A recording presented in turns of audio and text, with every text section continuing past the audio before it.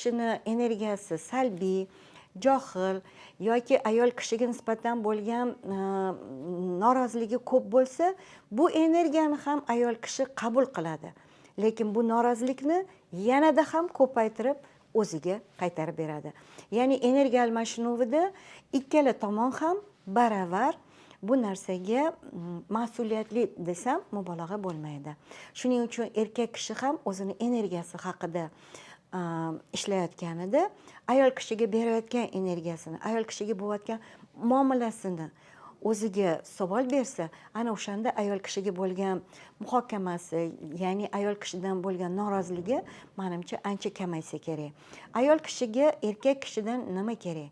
Himoya va xavfsizlik. Va shu himoya, xavfsizlik yo'q paytda erkak kishiga nisbatan bo'lgan talablari ayol kishida juda baland bo'ladi.